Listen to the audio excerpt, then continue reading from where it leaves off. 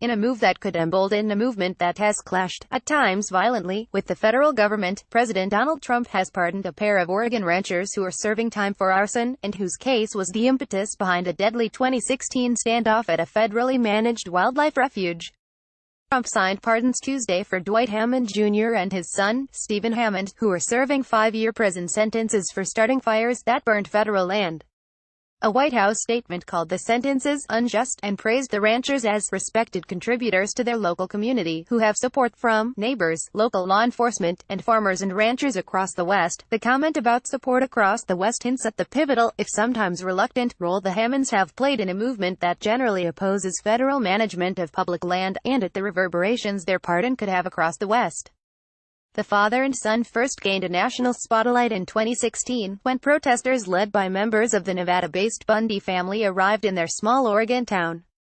The protesters were there to oppose the Hammonds' prison sentences, which resulted from convictions over fires the Hammonds set in 2001 and 2006. The 2001 fire began in a forest when Stephen Hammond passed out matches to a 4-person hunting party and told them to light the whole countryside on fire, according to a witness who testified at a 2012 trial. The 2006 blaze was the result of the Hammonds' attempts to protect their grazing land from a wildfire, the Oregonian reported. The ranchers reportedly set back fires as a wildland blaze bore down on the area, but set them at night and didn't warn nearby firefighting crews. A burn ban was also in effect at the time. The 2016 protest against the resulting sentences eventually turned into an armed standoff at the Malheur National Wildlife Refuge, which ultimately ended after one of the participants, Lavoy Finicum, was shot and killed by law enforcement. The Oregon standoff followed a similar, though not deadly, confrontation in 2014 near the Bundy family's ranch in southern Nevada. At issue in both cases was the way the federal government administers vast swaths of public land across western states.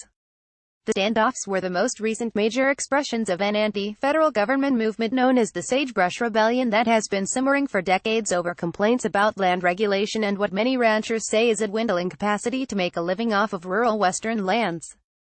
The Hammonds' pardons indicate the Trump administration is elevating the position of ranchers to supersede the authority of federal land managers. Liesl Childers, a history professor at the University of Northern Iowa, told BuzzFeed News Tuesday.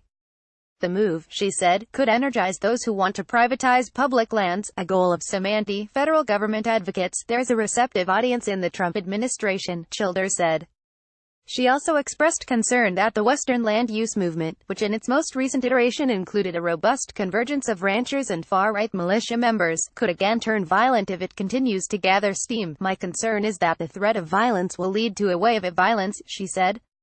Aaron Wise, a spokesperson for the Center for Western Priorities, a conservation group, told BuzzFeed News that the pardoning of the Hammonds would clearly embolden supporters of the Bundy-led standoffs and adds fuel to an already dangerous situation. Trump and U.S. Interior Secretary Ryan Zinke are sending a message that they have their backs, Wise added. Conservatives who praised the pardons also agreed that Trump's move held a broader symbolism for the rural West. U.S. Rep. Greg Walden, an Oregon Republican who lobbied Trump on behalf of the Hammonds, described it as an acknowledgement of our unique way of life in the high desert, rural West. Though several participants in the Oregon and Nevada standoffs did not respond to BuzzFeed News requests for comment, several lit up their Facebook pages with news of the pardons. Carol Bundy, wife of Bundy patriarch Clive and Bundy, shared a slew of posts from the family's supporters celebrating the Hammonds' release Tuesday and thanking Trump.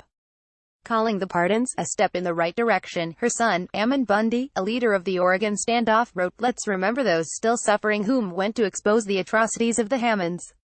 The Oregonian reported that Ammon also vowed Tuesday to continue to fight the federal government over control over land and resources in our states. The Hammonds themselves put their pardons in a larger context as well, saying in a statement that they hope this action by President Trump today will also help signal the need for a more measured and just approach by federal agents, federal officers and federal prosecutors in all that they do. The statement, put out by their lawyer, typifies reactions among some rural conservatives Tuesday expressing hope that the pardons would be part of a larger trend in the struggle with the federal government. Given the symbolism many have attached to the pardons, the legal nuances of the Hammonds case, specifically the 5-year mandatory minimum sentences they were forced to serve after a judge initially handed down more lenient terms, will likely be lost, said Lewis and Clark School of Law professor Michael Blum. I think that the people who have an anti-federal agenda are going to trump this as justification for things like the Mallard takeover, Blum said.